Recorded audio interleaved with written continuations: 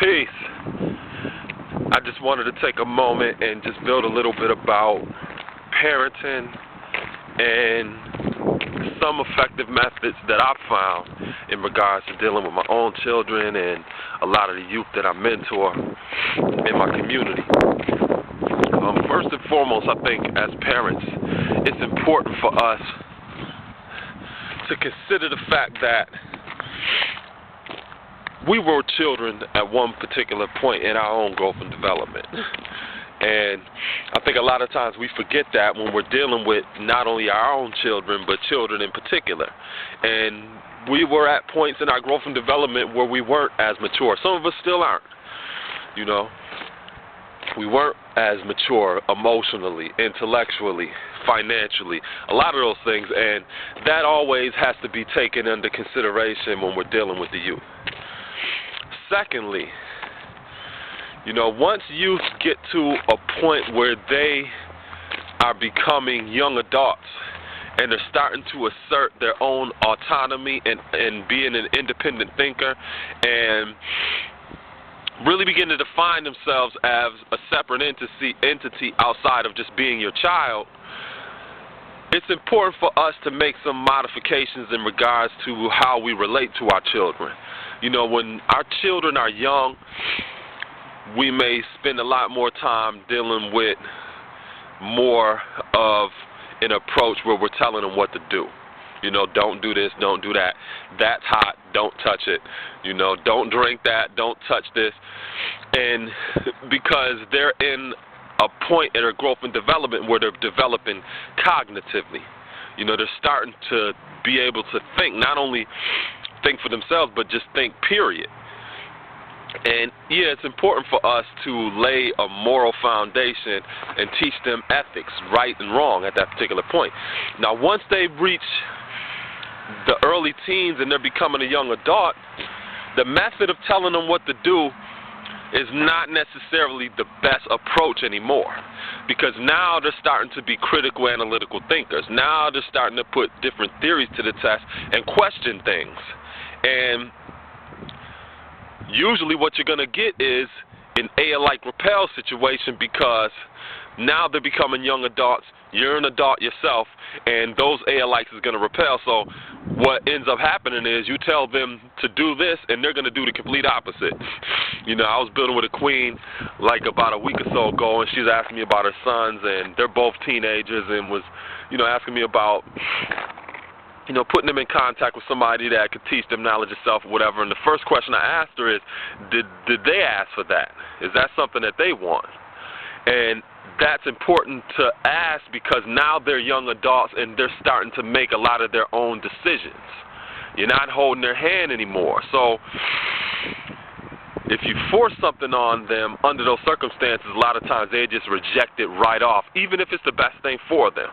And one thing that I told her is that if you really want them to respond to this, then to find as much information as you can about knowledge of self, videos, music that's associated with knowledge of self, and just bring it and lay it out before them and have this conversation with them and tell them, I don't ever want to see this in the house. I don't ever want y'all to deal with this. I don't want y'all to even bring this around me.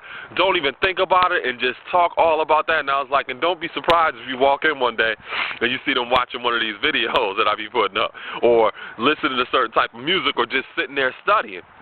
Because you told them don't touch it, and that's off limits, they're going to do the complete opposite. So, once our children begin to grow, one of the methods that I found that was effective is to be more like a mentor or more like a coach, not only with my own children, but also a lot of the youth that I'm not their physical father. I'm a father-like figure, but not their physical father, so I'm more of a mentor, more of a coach. And what that means is, instead of taking the hard line approach of telling a young adult what to do and what not to do, in the Nation of Gods and Earths, in our supreme mathematics, we talk about knowledge being the foundation. Knowledge being to know the ledge, because it's two words in it, know, ledge. One thing that I found effective is to take my children to the ledge of what they know. For example, if they propose a question or if they want to do certain things, I won't just say, sometimes I say no, but a lot of times I ask them questions. Well, what do you think about this? Well, what do you think about that? And by posing questions, I take them to the ledge of what they actually know and how much they actually thought through that situation without really telling them what to do or telling them that their plan got more holes than Swiss cheese in it. You know?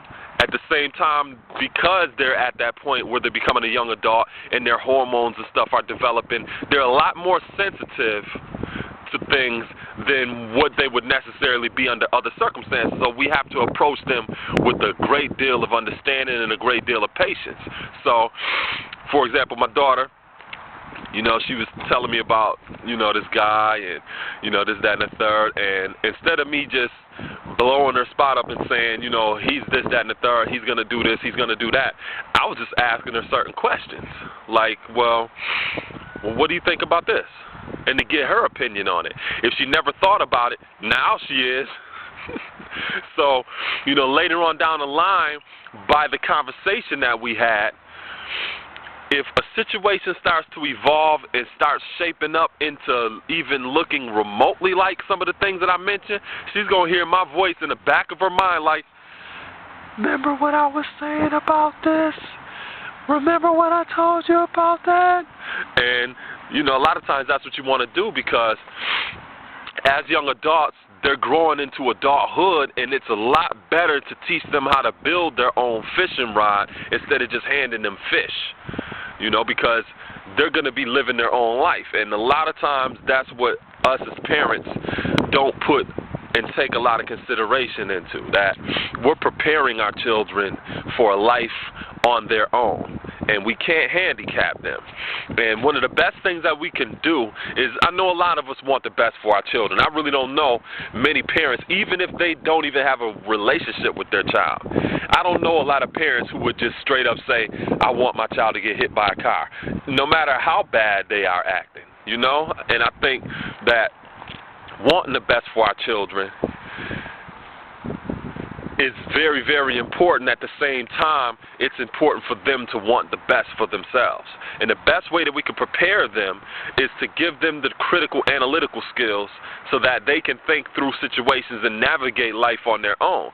And when I say give them those skills, what I'm talking about is creating an environment that's conducive to their growth and development. You know, you ask them certain type of questions, you engage them, and you communicate with them, and take them to the ledge of what they actually know, so that they can learn to start figuring out things on their own, because you're not always going to be there for them.